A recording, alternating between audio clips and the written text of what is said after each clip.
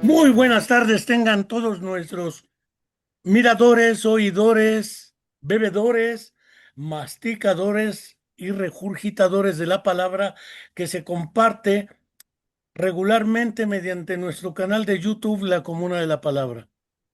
Porque ciertamente, y en ello estamos convencidos, la palabra no entra por un oído, se procesa automáticamente en el cerebro, cosa que celebro, y desde luego se comprende todo en automático y no es así. A veces hay que estar regurgitando. Las palabras han cambiado a la vuelta del tiempo, históricamente, culturalmente. Entonces hay que regurgitar la palabra. Por eso es que hablamos de esta manera. No quiero, antes de comenzar esta charla, entrevista mediante la cual los dos individuos que ven en la pantalla, la maestra neuropsicóloga Benedict Cruz y el neuropsicólogo a secas Fernando Gervasio, se encargarán de plantear una serie de preguntas que van a guiar esta reunión, sobre las cuales trataré de ir exponiendo una serie de reflexiones de carácter científica o de carácter científico, de naturaleza práctica, ética y finalmente profesional.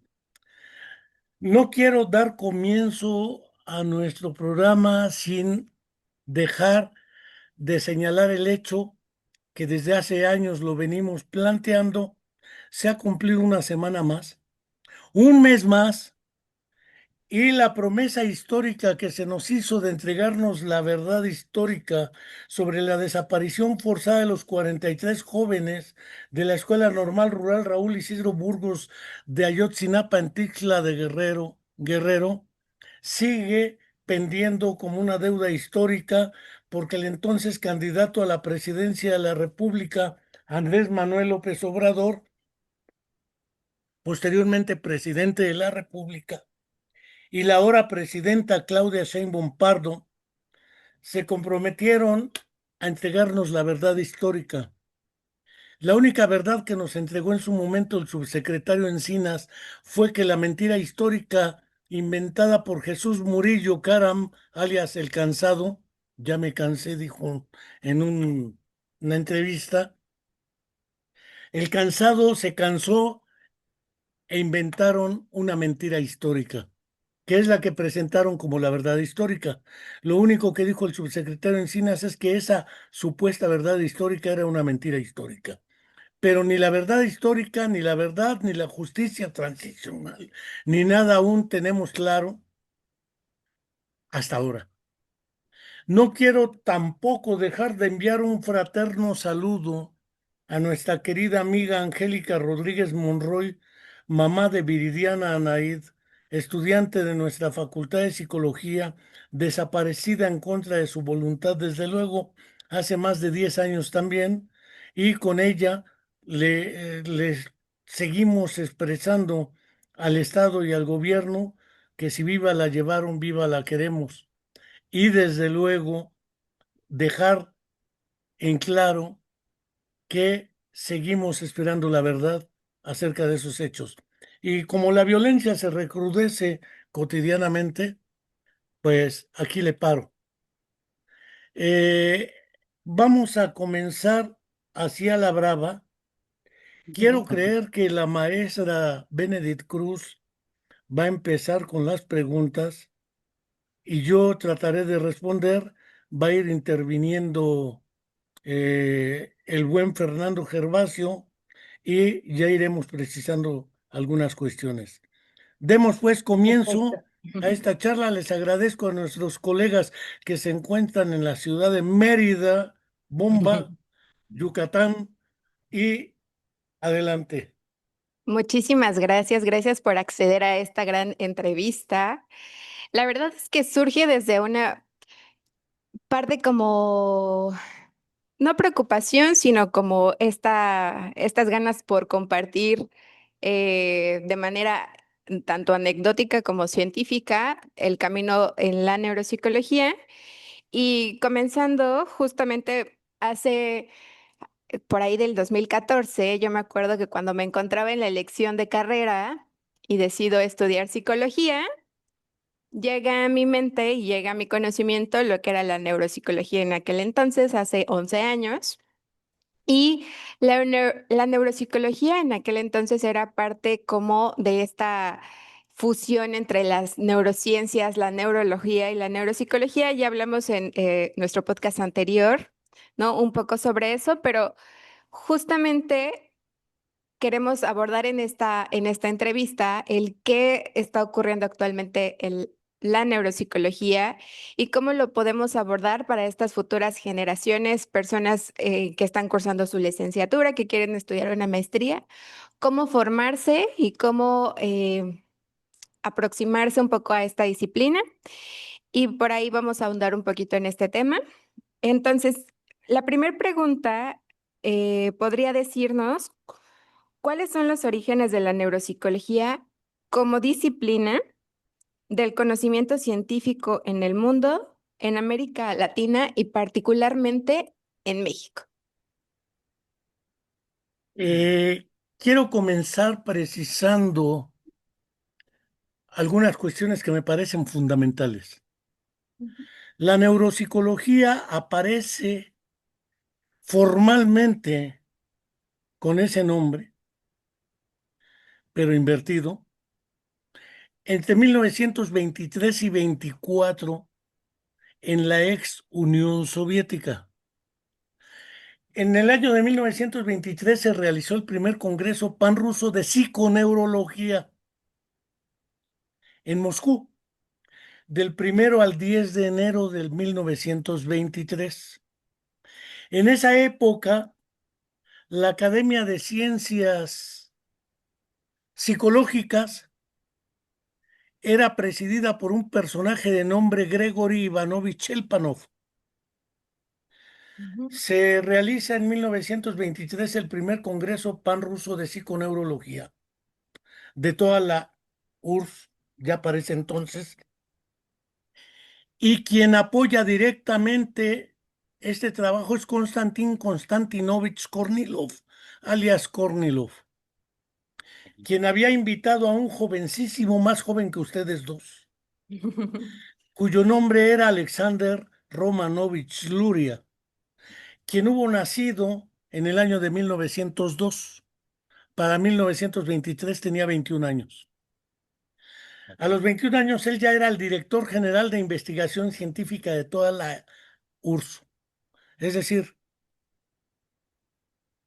Alexander Luria es parte operativa del primer Congreso Panruso de Psiconeurología de toda la Unión Soviética. Alexei Nikolaevich Leontiev, mejor conocido como Leontiev, nace un año después que Luria, en 1903. Después se integrará a trabajar con ellos y después se dispersarán. Eso de la famosa troika es una coartada para hablar de una unidad epistemológica e ideológica que no existía entre Leontiev, Luria y Vygotsky. Leontiev se va con 5 jóvenes, que en ruso 5 es piatorka, se va con la piatorka, ¿sí? Alexander Zaporozhye, Tselkonin y otros personajes más, curiosamente a Ucrania. En Ucrania paraba casi toda la disidencia y en Ucrania estaba la resistencia contra el Ejército Rojo. En ese 1923, Cornilo presenta una conferencia que se llama algo así como la psicología a la luz del marxismo. Lenin toma la decisión de destituir a Chelpanov como presidente de la Academia de Ciencias Psicológicas y nombrar a Kornilov. Y Kornilov A partir de ahí, nombra a Luria como director general. En 1924 se realiza el segundo Congreso Pan-Ruso de Psiconeurología. Insisto, psiconeurología, no neuropsicología. En Moscú otra vez, donde por primera vez Vygotsky presenta una conferencia donde debe haber titulado su charla como La conciencia como objeto de estudio de la psicología. Todavía en esa época se discutía si la conciencia, la actividad, la conducta. La conducta es un término que aparece en 1910 con John Broadus Watson y después Skinner la retoma. Pero como sabemos, la conducta debe ser observable, medible y cuantificable. El pensamiento no es conducta porque no es observable, no es medible ni cuantificable. Ni los sentimientos, ni las aspiraciones, ni la personalidad, ni la voluntad, ni la memoria, ni toda esa serie de categorías psicológicas son conducta. Pero en Estados Unidos el conductismo estaba de moda. Entonces, en el pleito entre la Rusia soviética naciente y la, el conductismo desarrollado en Estados Unidos primero por Watson, luego por Skinner y seguidores, impulsan la categoría de conducta como objeto de estudio de la psicología. Tengamos claro que el primer fundador del laboratorio de psicología experimental en Leipzig, Alemania, fue Wilhelm Wundt. Wilhelm Wundt funda su primer laboratorio en 1879. Y de ahí dicen que nace la psicología como ciencia porque efectivamente optó por utilizar el método experimental. Eso viene en una historia de la psicología experimental, por ejemplo, de Edwin Boring. Nada más que todos esos que dicen que se hace ciencia gracias a Bull, olvidan, bueno, no lo olvidan, omiten deliberadamente que Wilhelm Wundt proponía la conciencia como objeto de estudio de la psicología y no la conducta. Hacen mutis y se olvidan de la categoría de conciencia. Naturalmente, esto implicaba entrar a fenómenos como la voluntad. Tengamos claro que en 1862 Sechenov publica su libro, algo así como, ahorita me acuerdo el título porque luego ya la memoria me traiciona, Iván Mikhailovich Sechenov, Los reflejos del cerebro, que lo divide en dos partes, la primera y la segunda. La primera parte se llama los movimientos involuntarios o reflejos y la segunda parte se llama los movimientos voluntarios, porque la pregunta de Sechenov era cómo surge la categoría de voluntad o el fenómeno de la voluntad. Y dice textualmente que el único mecanismo que puede existir es romper la respuesta automática ante un estímulo, la inhibición interna. Y a partir del término de inhibición y su descubrimiento como mecanismo fisiológico, Sechenov empieza a formar una escuela de la cual el más importante y destacado Premio Nobel de Medicina en 1904-5, Iván Petrovich Pavlov.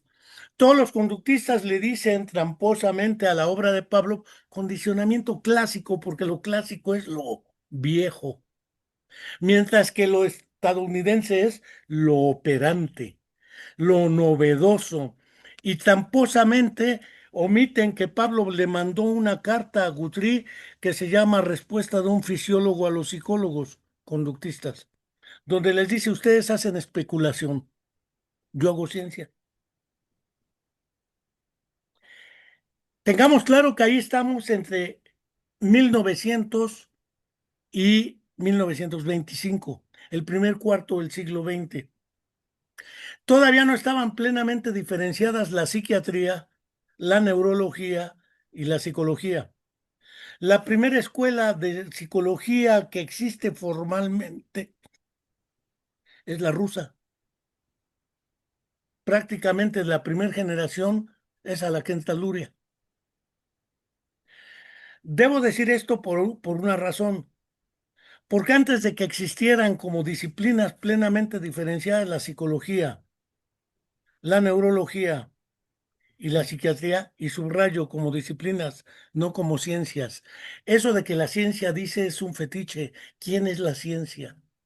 Los científicos no son ajenos a cuestiones ideológicas y a definiciones políticas. Durante la Segunda Guerra Mundial, Luria ya era todo un personaje y en el año de 1947 publica un libro que se llama La fascia traumática. Ya Freud había publicado en 1892 su libro La fascia. En 1900 publica La interpretación de los sueños. En 1890, Christian von Ehrenfels da nacimiento a lo que se conoce después como la psicología de la forma o de la Gestalt.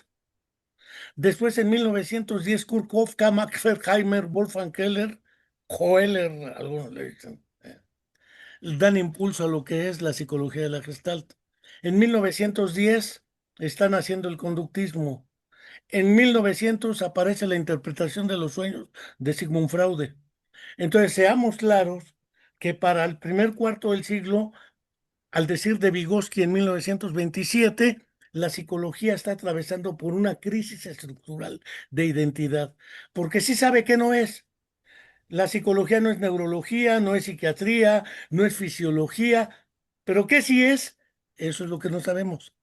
Cualquiera le dice psicología lo que hace y en consecuencia cualquiera se dice psicólogo. Actualmente también pasa, ¿no?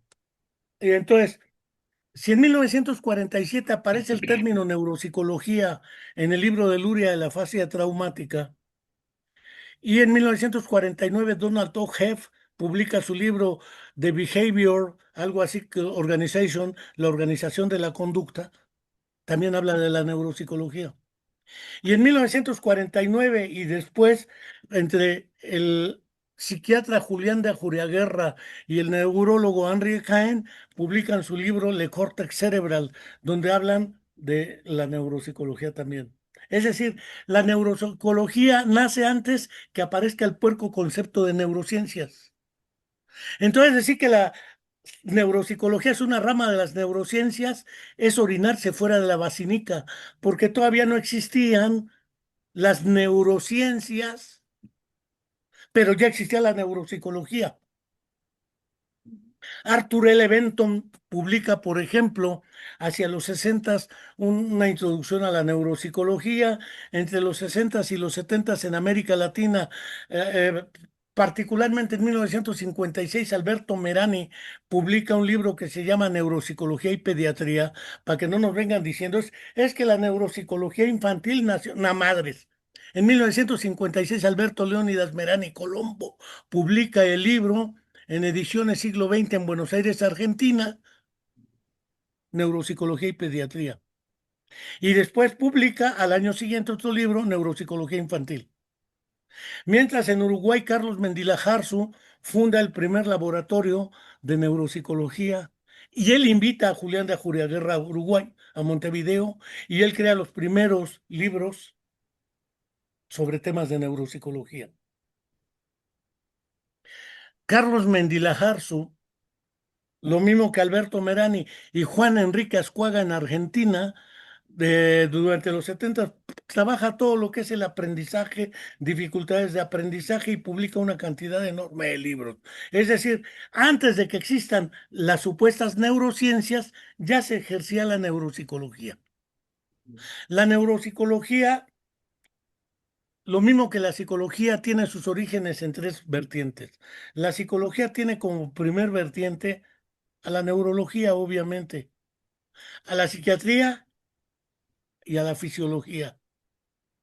Cualquier libro de historia de la psicología que veamos empieza por ahí. Filosofía, fisiología, neurología y psiquiatría. Pues bien, la neuropsicología, todo lo que eran los precursores de los 200 años, de 1700 a 1900, veían casos de personas que por alguna afección cerebral tenían alteraciones secundarias en sus procesos psicológicos, sea el pensamiento, sea el lenguaje, que no es lo mismo que el acto de habla, porque hablar es una cosa y el lenguaje es un proceso psicológico. El habla no. El habla es lo que estoy haciendo, hablar.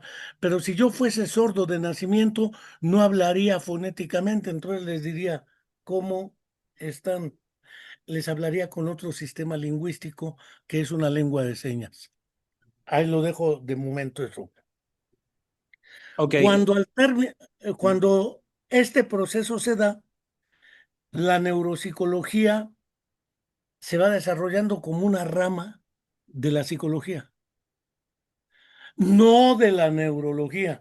La neuropsicología surge porque, como dice Luria, la Segunda Guerra Mundial fue impactante, lo mismo que la primera, por ejemplo, fenómenos como el miembro fantasma amputado, imagen corporal, conciencia corporal, esquema corporal, son términos que aparecen a partir de los heridos de guerra que perdían un miembro, una pierna, un brazo, y que se quejaban de dolores o de sensaciones extrañas de un miembro que ya no tienen. Eso en cualquier sistema se considera alucinación. Percepción sin objeto perceptible. ¿Qué significaba ello? Que estos daños al cerebro durante la Segunda Guerra Mundial permitieron el mejor conocimiento de la afasia como una alteración secundaria del lenguaje para quien ya habla. El niño que recién nace, pues no habla. Si al nacer tiene un daño en el cerebro, no puede tener afasia infantil porque no perdió nunca el lenguaje, no lo tenía. Eh, no puede tener alexia.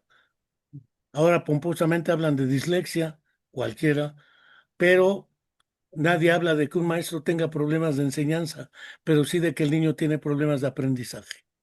¿Qué quiero decir con esto? La psicología, como una rama del conocimiento, Luria era psicólogo, e impulsan la neuropsicología como una rama de la psicología que tiene por objeto, en principio, durante esas circunstancias que atravesaban la Segunda Guerra Mundial, heridos, demás, las consecuencias psicológicas de los daños al cerebro, en el pensamiento, la memoria, la atención, en adultos, porque básicamente los heridos de guerra son adultos, salvo los que mata Israel porque son niños y de adultos a lo mejor se vuelven, según ellos, terroristas y mejor los matamos ahora que son niños. Pero en el fondo, ese tipo de circunstancias fueron dando, desafortunadamente, lo que Luria definió como los experimentos naturales. No necesitas tú dañarle el cerebro a la persona. La guerra lo hacía. Pero ahora ya no es solo la guerra, hay enfermedades, el envejecimiento, traumas de cráneo, eventos vasculares cerebrales, ictus, infartos al miocardio que implican paro cardiorrespiratorio, hipoxias, etcétera. Resulta que también tienen un impacto el consumo de drogas sobre el cerebro y debe acarrear consecuencias. Por lo tanto, era realizar un diagnóstico. Hoy la tecnología neurológica permite precisarlo mejor que un puerco test, pues hay tomografía axial, porque se hagan una tomografía y el neuropsicólogo no está para diagnosticar el lugar del daño, para eso está la neurología. El neuropsicólogo tiene por objeto identificar los cambios, tanto negativos como positivos, en la estructura psicológica de la persona después de un evento que afecta al encéfalo.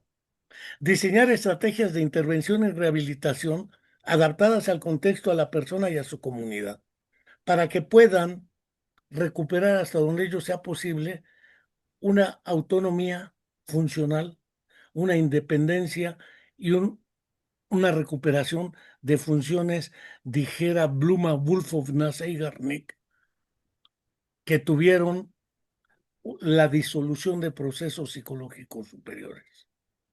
Ahí le paro porque si no, no los dejo hablar.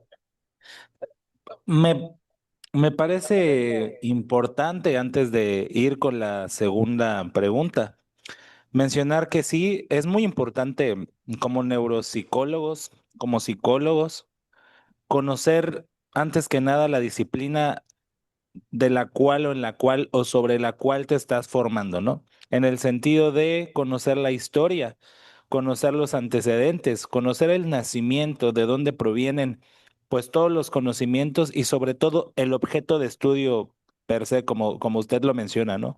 Para justamente como también usted lo menciona, no orinarnos fuera del vacín, ¿no? En esa parte. Me surge igual una pregunta, que es cómo podemos, no, a partir de esta historia que ya nos ha comentado, cómo podemos concebir actualmente a la neuropsicología en México? ¿Cómo la podemos definir y cómo podemos concebirla actualmente a la neuropsicología en México? A ver, no confundamos la gimnasia con la magnesia. La neuropsicología en México no es distinta a la neuropsicología en Alemania o en Turquía o en Gaza. Tiene el mismo propósito: comprender y explicar en personas concretas y situadas en su contexto histórico-cultural, ¿sí?, de las consecuencias en su estructura psicológica y de personalidad que tiene eventos que afectan el encéfalo. Por lo tanto, la neuropsicología en México o en Turquía o en Austria o en Gaza no tendría por qué ser muy distinta. Ojo con lo que he venido describiendo. Lo que he venido describiendo está centrado en el nivel académico científico, la disciplina. Otra cosa es la profesión, porque no es lo mismo aunque parezca igual. Voy a poner un ejemplo. La psicología como disciplina del conocimiento científico te permite comprender la estructura psicológica de la personalidad o la personalidad como parte de sujetos concretos, ¿sí? Pero resulta que el sujeto concreto vive en circunstancias concretas. Por lo tanto, las aplicaciones que en la práctica tiene la psicología se llamarán psicologías prácticas, psicología social, aunque no hay una psicología que no sea social, porque no somos seres sociales de antemano. La psicología educacional, la psicología organizacional, antes era industrial o laboral. Por ejemplo, en México no existe la psicología espacial, porque pues para pensar en viajar al espacio, primero tenemos que tener la seguridad de viajar en México sin que nos ametrallen o nos Ujú. levanten.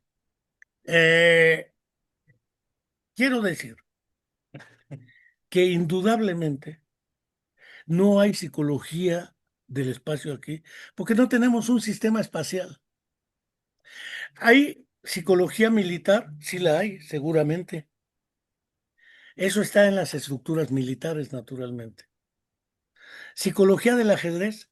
Claro que la hay, pues sí. La mayoría de los campeonatos del mundo de todo el siglo XX de ajedrez son de la ex Unión Soviética. Tienen psicología del ajedrez. En México no la hay. Es decir, las aplicaciones son las que marcan la diferencia.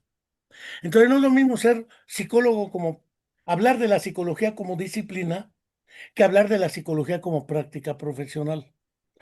Para ejercer a lo largo del siglo XX cualquier profesión en cualquier país, necesitas un título y una cédula profesional, ¿sí? Cualquiera que vaya a cualquier país de la Comunidad Europea, con el título sacado en España puede estar en Francia, Alemania, Turquía, cualquier país que sea parte de la Comunidad Europea, exceptuando Reino Unido por otras razones históricas también. ¿Qué título es el que le da la calidad al psicólogo de psicólogo? Pues el título de licenciado en psicología. El título de licenciado en medicina, aunque la tradición les dice doctores a los médicos. Tengan o no doctorado, eso es otra historia, ¿sí? A los galenos, dijeran otros, siguiendo la eponimia del médico romano Galeno. Y una cédula, ¿por qué? Porque si tienes movilidad dentro de las fronteras de tu país, esos documentos te amparan en cualquier lugar. Entonces, quien expide los títulos y las cédulas, según el tercero constitucional, son las universidades autónomas o privadas, y quien les da validez oficial es la Secretaría de Educación Pública Federal. Hay entidades federativas que tienen sus propios mecanismos de certificación y de entrega de cédulas.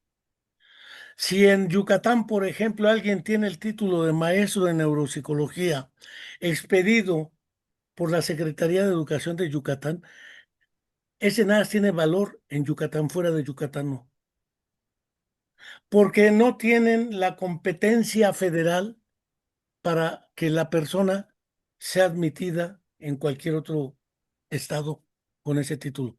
Necesita la cédula profesional de la Dirección General de Profesiones.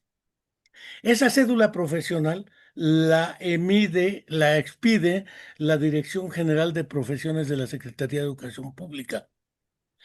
Pero resulta que para todas las disciplinas que tengan que ver con el ámbito de la salud, dos instancias le dan el aval para que tenga el reconocimiento de validez oficial de estudios. Uno es el CIFRUS, Comité Interinstitucional para la Formación de Recursos Humanos en Salud. Y algunas entidades federativas tienen su Comité Estatal Interinstitucional, CEIFRIS. Yo fui en el estado de Guerrero el representante por la SEP del CEIFRIS, mientras un médico era el representante por salud para dar el, el reconocimiento de validez oficial de estudio a cualquier institución. Resulta que para cualquier carrera que puede ser medicina, psicología, salvo que sean en el área laboral o en áreas educativas, necesita el aval del CIFRUS. No sé si en Yucatán lo den o no, si tengan el aval del CIFRUS, yo desconozco las circunstancias de Yucatán, Ok, pero no tengo duda que la calidad de los programas se evalúan por el CIFRUS y por la SEP cuando son instituciones privadas. Es decir, el REBOE es solo para instituciones privadas. Es un reconocimiento de validez oficial de estudios. Para las públicas como la Universidad de la Autónoma, la UADY de Yucatán, sí, está facultada constitucionalmente para expedir títulos. Pero la cédula se las tiene que dar la SEP a través de la Secretaría de Educación de Yucatán, que supongo que se ha de llamar la SEI, no lo sé. Ahora ok. bien, resulta que esos reconocimientos son solamente el permiso para trabajar, para ejercer la profesión. Pero la primera condición para ser neuropsicólogo, no cabe duda, hay que ser primero psicólogo. ¿Por qué razón? Porque si no se es psicólogo, no se va a comprender el desarrollo de los procesos psicológicos superiores.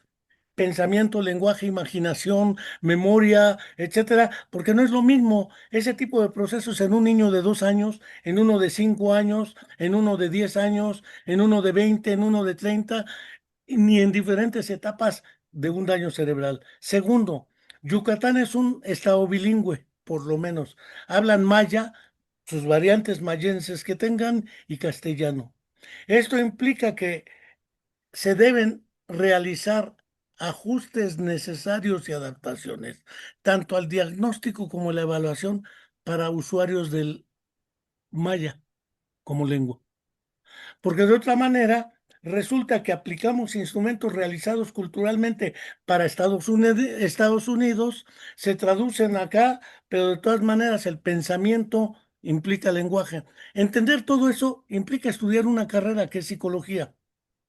Por eso lo que se ha propuesto por algunas asociaciones, por ejemplo, la Asociación Mexicana de Neuropsicología, por ejemplo, la Sociedad Latinoamericana de Neuropsicología, la Asociación Latinoamericana de Neuropsicología, ALAN, la SLAN es la otra,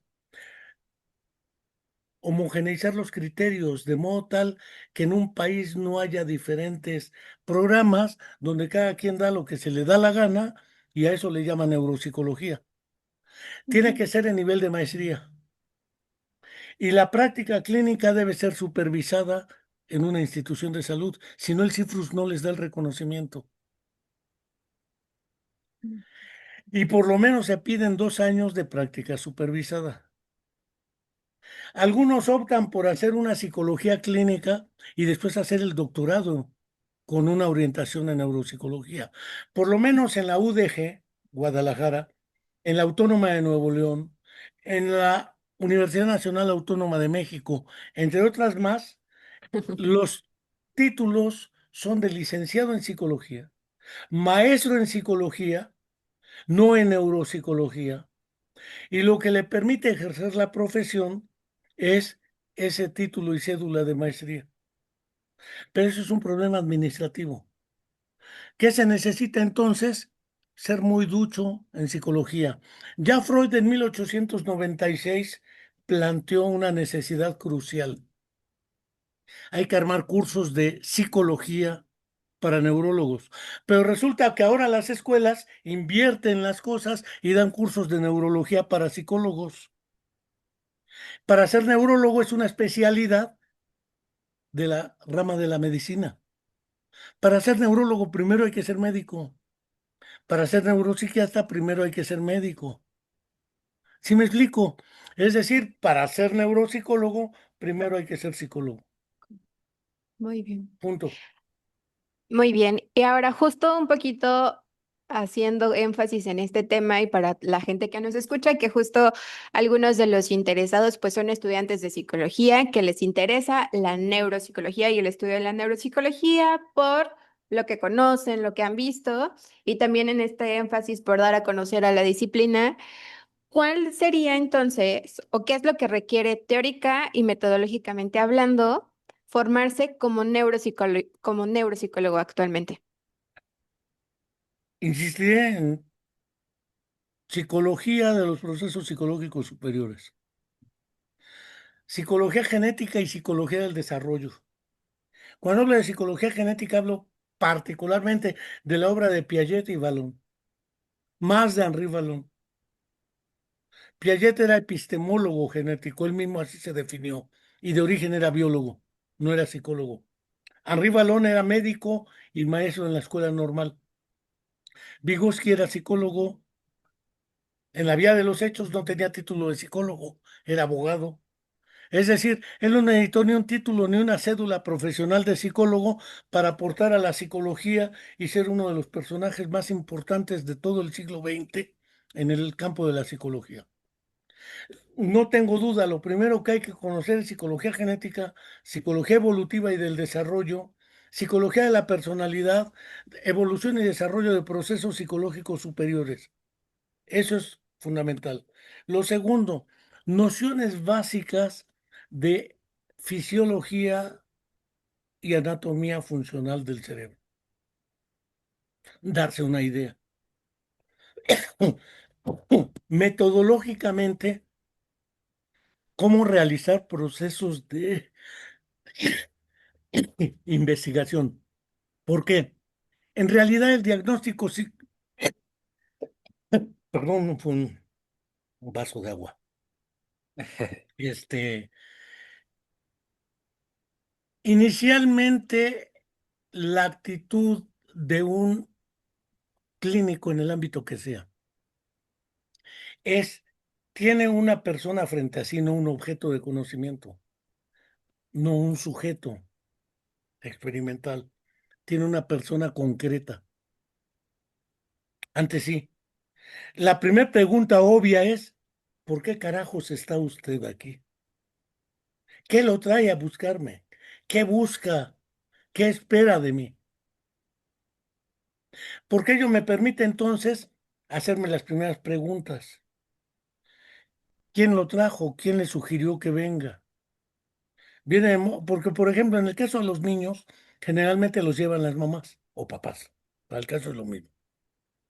Segundo, quienes piden lo que hay que hacer son los adultos. Quiero que mi niño haga esto, espérese, eso es lo que usted quiere. Hay que diferenciar al cliente siguiendo la vieja lógica de terapia centrada en el cliente de Carl Rogers. Sí. Y entrar no en el cliente, en el usuario. El usuario es el niño. Si la mamá quiere o el papá, es que quiero que mi hijo deje de ser autista, pues entonces llévelo con un curandero, un chamán, un brujo, a Catemaco, porque lo que trae el niño no es una enfermedad curable. Déjeme entender cómo está. Y entonces lo que hace uno es diseñar una estrategia de investigación o de conocimiento o de diagnóstico para tratar de identificar los factores fundamentales y desencadenantes del problema. Pero ese problema, ¿qué otras consecuencias acarrea? Los efectos secundarios, dijera Luria. Por ejemplo, una señora que va porque se da cuenta que está perdiendo la memoria. Y como está la información en la actualidad, dice, no, pues ya me está dando el Alzheimer. Se va a deprimir.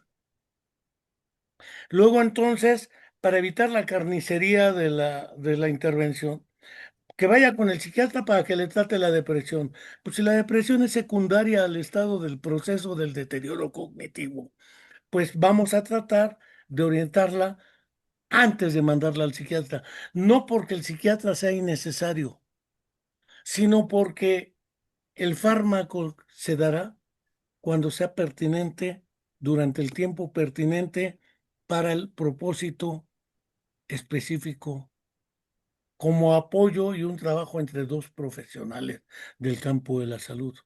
El psicólogo no puede recetar, ni puede decirle al paciente, ya deje de tomar ese medicamento. No, pues vaya y coméntelo con su médico tratante, pero en general se trata de evitar la carnicería. ¿Por qué? Porque hay que ir a terapia de lenguaje con el trapecista de lenguaje o terapista. Aparte, vaya a terapia neuropsicológica conmigo. Aparte, vaya a terapia psicológica con el psicoterapeuta. Vaya con el... ¿Cuánto le va a costar? Se vuelve un problema económico innecesario.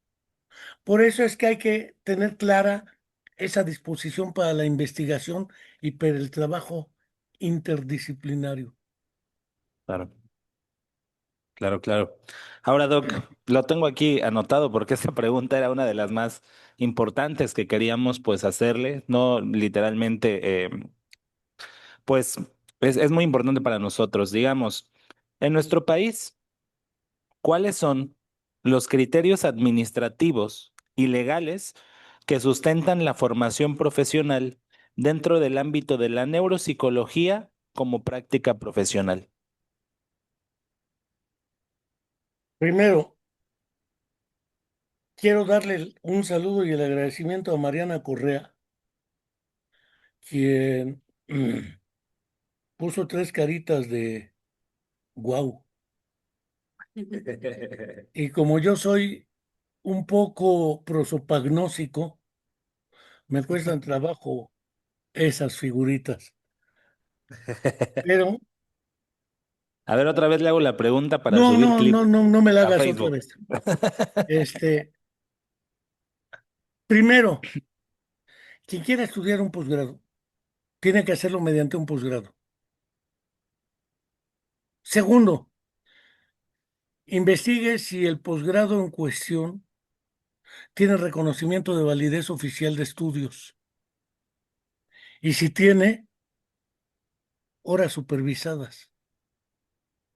Y si los que imparten las asignaturas poseen las cartas credenciales que les permitan realizar tal labor. Esas son cuestiones elementales. El segundo, no conozco en México la Benemérita Universidad Autónoma de Puebla tiene una maestría en neuropsicología.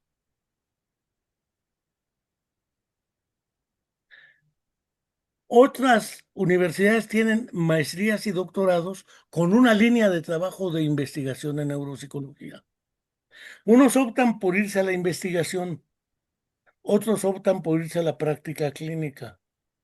Quienes optan por irse a la práctica clínica, por ejemplo en la UNAM, tienen horas clínicas supervisadas en instituciones como el Instituto Nacional de Psiquiatría, el Instituto Nacional de Neurología y Neurocirugía, donde les dan cierta supervisión clínica y ven pacientes directamente. Porque de otra manera, pues sí, hay películas como Despertares, que es excelente, películas Ujú. como Mi pie izquierdo, películas como Do Descaden de Akira Kurosawa, documentales como los de Herzog, donde uno puede ver ciertos elementos que le van dando una idea. Hay literatura bastante al respecto. pero la supervisión clínica es fundamental. Si el programa en cuestión tiene supervisión clínica intrahospitalaria o parahospitalaria fuera del hospital, porque, por ejemplo, tengamos el caso de un paciente que llega por trauma de cráneo al hospital y llega en estado de coma. Se echará por lo menos 30 días en cuidados intensivos si no muere en el evento. Después de los 30, lo dan de alta y se va a su casa. Y ahí ya quién interviene. No hay instituciones de salud que hagan ese trabajo. Entonces, ¿quién da la supervisión y quién da la atención? Ahí cualquiera que se diga neuropsicólogo lo va a hacer, siempre y cuando tenga un título y cédula profesional de psicología. Y si tiene de maestría, mejor. Y si lo tiene con práctica supervisada, por ejemplo, la FE Zaragoza de la UNAM tiene un programa de supervisión clínica. Y la primer maestría en neuropsicología en el campo universitario. La Universidad Autónoma del Estado de Morelos tuvo una maestría en neuropsicología. Ya no lo tiene, tiene una maestría y un doctorado donde hay líneas de investigación de demenciación, de afasia, etcétera, pero son como líneas de trabajo. Con eso pueden ejercer como neuropsicólogos indudablemente, pero es en el nivel de maestría. Insistiré, la práctica supervisada y un conocimiento sólido en psicología, que trascienda la aplicación de pruebas. El problema no está en las pruebas, está en el evaluador que determina qué hacer, cómo hacerlo y cuándo hacerlo. Y a partir de los datos que obtiene, realiza un proceso que se conoce en la práctica clínica como semiología. Interpretación de los datos para sacar no un diagnóstico estático. El doctor Juan Enrique Ascuaga hablaba de una hipótesis diagnóstica que con el curso de la intervención va cambiando. El propósito es que la intervención sirva y si sirve, tiene que cambiar. Claro. Y que le hagas, Ahora, claro, pues, em, se terminaron las preguntas que teníamos pensadas. A ver, entiendo que mucho de lo que hablamos aquí lo comprendemos porque pues estamos sobre la misma línea prácticamente los tres, ¿no? Y muchas de las personas, pero es muy importante y quiero como em, hacer una ronda rápida de preguntas, ¿no? Lo más concreto posible para las personas que no son especialistas o profesionales de esta área que creo que dentro de la desviación de nuestros propios egos como neuropsicólogos, psicólogos y lo que somos, nos hemos olvidado mucho de la parte más importante, ¿no? Que son los pacientes, las personas, ¿no? Entonces, responder justamente estas preguntas concretas, rápidas, para las personas que, pues uno, no tienen el tiempo de escuchar toda la explicación concreta, y dos, pues para los padres de familia, para las personas que pues asisten a este centro, a Clínica Home o a cualquier otro centro, que sepan de primera mano pues información de esto que estamos platicando, ¿no? La primera sería entonces, ¿existe o no la cédula de neuropsicólogo clínico? a nivel federal no, probablemente en Yucatán sí.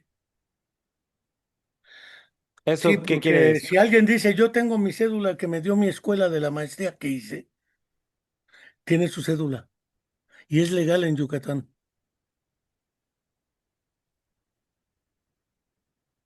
Ok, perfecto. Alzó su mano, Doc, algo ahí le apretó. No, Número, yo no fui, fue nú- TT. Pégale, pégale, que ella fue. Los silencios, o no sé cómo se quita esa Número puerca mano. dos. Esta parte, por lo que entiendo, complementando también, es no puede haber de manera oficial entonces una cédula de neuropsicología, dado que la neuropsicología es una rama de la psicología y no está reconocida oficialmente ante la SEP como una entidad individual, una disciplina individual, una profesión individual. A ver, vámonos Ent- por partes. sí, Si el neuropsicólogo como profesional es ya reconocido, se debe al trabajo que se ha hecho hasta ahora. Claro que el neuropsicólogo ya es reconocido en la vida práctica. Te dicen, ve y hazte un... Hay médicos, neurólogos, psiquiatras, neuropsiquiatras que mandan al neuropsicólogo a sus pacientes. Entonces, quiere decir que como profesión es reconocida en el campo de la práctica profesional, aunque no exista en el ámbito de la Dirección General de Profesiones la profesión de neuropsicólogo clínico, por una razón, porque también habrá el neuropsicólogo investigador, el neuropsicólogo forense, por ejemplo, en situaciones de violencia familiar. Participan psicólogos y neuropsicólogos para ver fenómenos que tienen que ver con el aspecto judicial. Entonces, se habla de neuropsicología forense, se habla de neuropsicología infantil o del desarrollo, se habla de neuropsicología clínica, se habla, pero pues son fragmentos de una disciplina que es la neuropsicología. La neuropsicología es la que te permite actuar en esos campos. Neuropsicología del aprendizaje o escolar. ok. En México, ¿qué instituciones cumplen con los estándares de educación para poder formar neuropsicólogos con todas las competencias que platicamos nos comentó durante su intervención?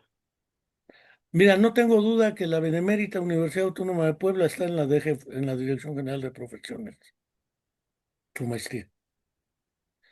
No tengo duda que la UNAM tiene sus programas también.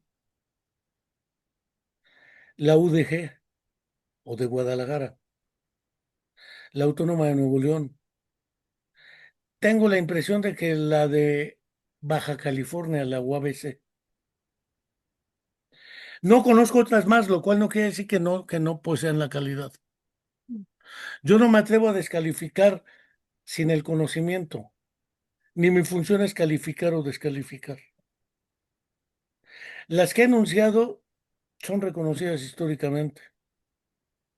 Incluso las maestrías de estas instituciones forman parte del Sistema Nacional o del Padrón Nacional de Posgrados.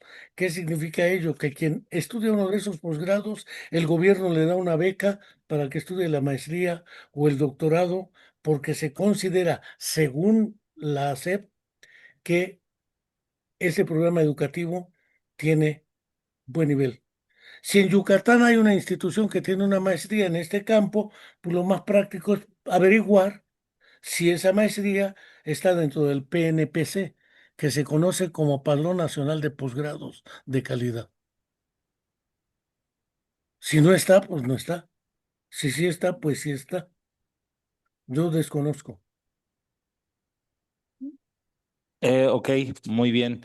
Eh, Creí que Ok. ibas a Muy mal. preguntar todo. No, ok. Parte importante también, referente un poquito a la práctica profesional y ética, porque creo que no hemos hablado de la ética del neuropsicólogo. Em, Dentro de los parámetros éticos comprendo que está comprender hasta dónde llega nuestra capacidad para resolver algún caso en específico, eso sin importar, pero me surge, ¿quiénes están realmente capacitados para dar capacitación, ¿no? En evaluación neuropsicológica a psicólogos, y en qué instituciones se puede dar ese tipo de valoración?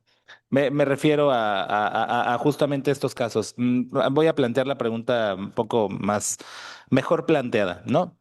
¿Qué instituciones están certificadas para poder brindar la enseñanza de aplicación de pruebas, ¿no? Y en qué contexto se puede dar?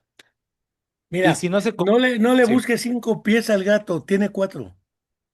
ok. Fui claro en el criterio. Toda aquella institución que tenga su programa educativo en el Padrón Nacional de Posgrados de Calidad está certificado. El que no, pues no. Ok. Punto. No te compliques más.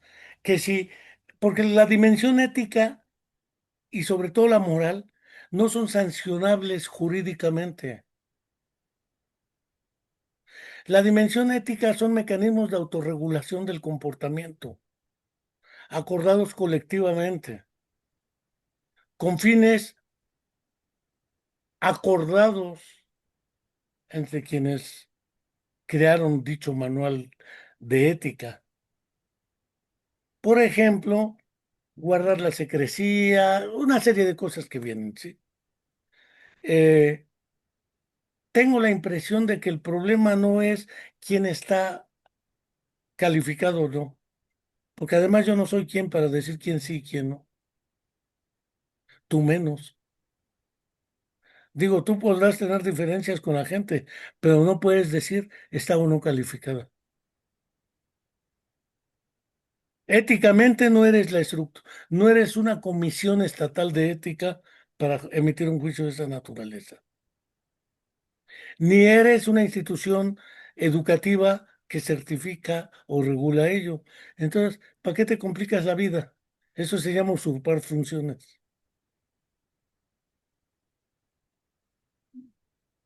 Que Ok. cada quien haga lo que tenga que hacer, que como dijera el Nazareno, por su fruto los reconoceréis. Ujú.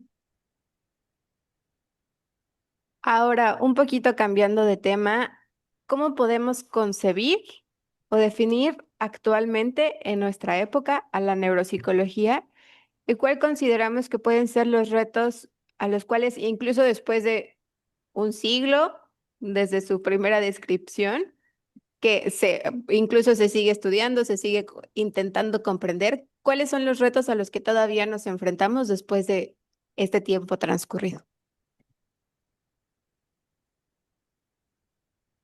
Los retos son enormes por muchas razones.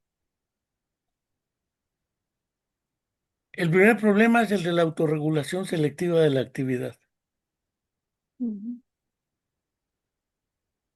La violencia estructural que nos agobia en todo el mundo. Digo, la psicología o la neuropsicología o la psiquiatría o quien quieras, tiene una serie de avances espectaculares en el conocimiento de la realidad. Sin embargo, no podemos abatir las guerras, no podemos abatir el hambre, no podemos abatir la miseria. Algo estamos haciendo mal. ujú, Esos retos no podemos eludirlos en el campo de la neuropsicología. Pensar un solo asunto. Ya me olvido de los heridos de guerra y de los muertos en Gaza. La inanición provocada por el estado de aislamiento en que los mete el Estado sionista de Israel, impidiendo que lleguen alimentos. ¿Qué impacto a largo plazo tendrá sobre el desarrollo neuropsicológico de la población gazatí ujú, ese tipo de condiciones y circunstancias? La neuropsicología está pensando en poner su consultorio y su clínica para tener sus pacientes y cobrar. ujú, Es decir, nuestras preocupaciones son ad hoc a esas relaciones de dominio-subordinación. ¿Qué efecto tiene? Porque todavía se practica la tortura sobre la estructura psicológica y neuropsicológica de los torturados.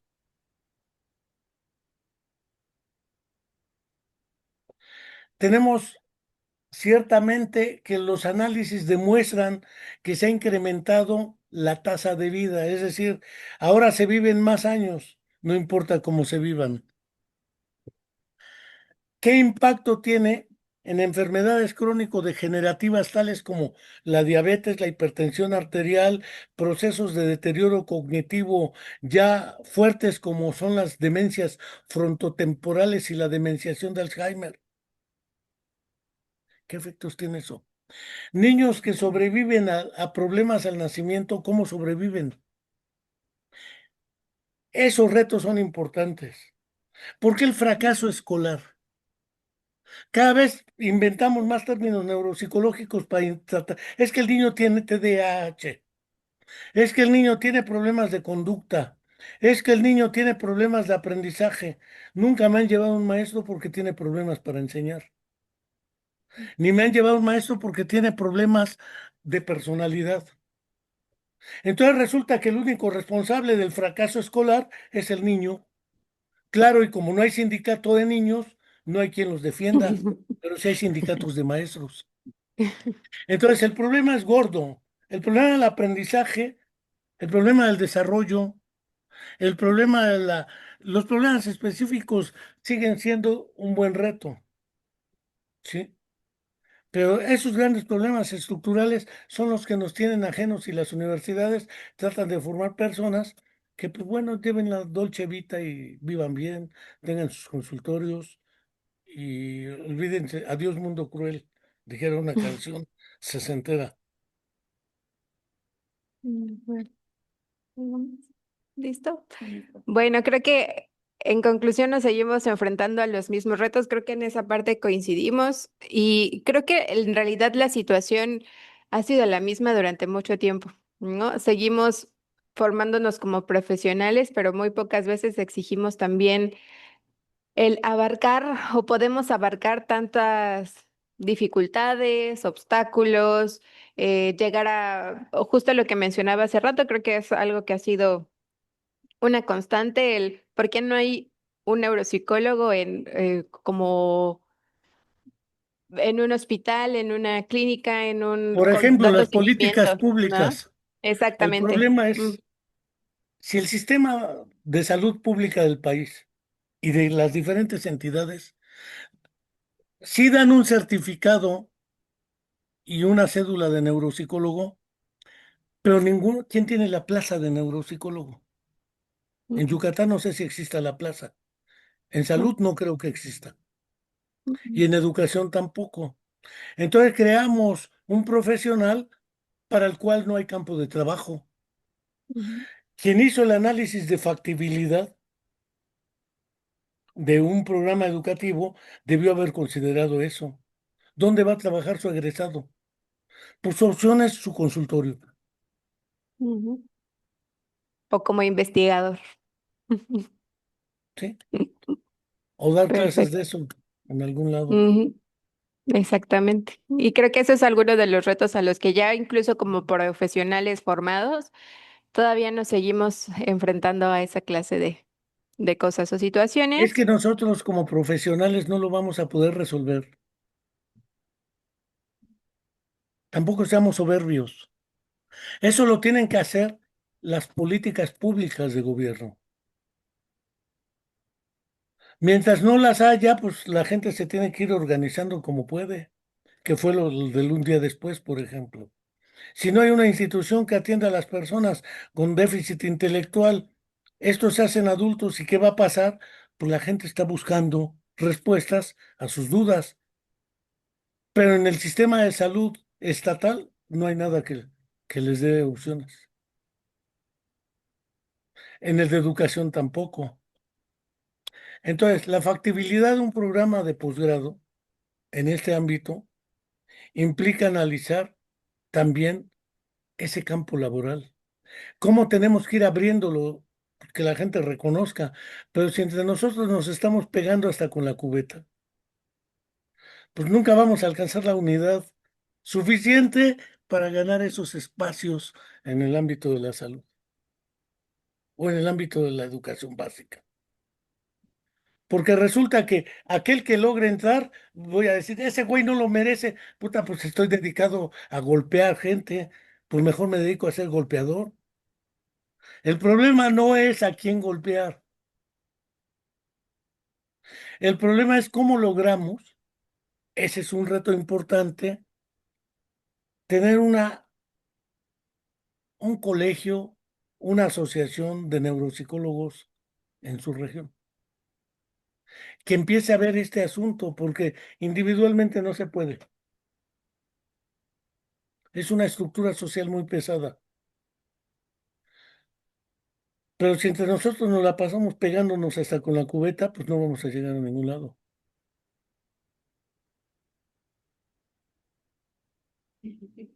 Muy bien. Muy bien, pues creo que nos quedó claro, ¿no? Ujú. Sí, sí, sí. ¿Algún? ¿Alguna pregunta que tenga usted? Pues bájenle a la angustia y la ansiedad. En el fondo, lo que importa es tener un horizonte claro. Y el horizonte claro es que la sociedad en general, las instituciones públicas reconozcan al profesional de la neuropsicología como un personaje necesario para contribuir hasta donde ello sea posible en la mejora de la calidad de vida de las personas. De otra manera, lo demás es puro cuento. Tan tan. Muy bien, muchas gracias. Pues muchas gracias. Le agradecemos enormemente su tiempo, su conocimiento y todo lo que ha compartido con nosotros el día de hoy. Y pues esperamos volvernos a entrevistar, a platicar sobre temas de nuestro interés mutuo y no mutuo, para poder seguir difundiendo y dando a conocer como este tipo de información para toda la gente que nos ve y nos escucha y nos lee. Está bueno. Hasta pronto y Nos gracias. vemos.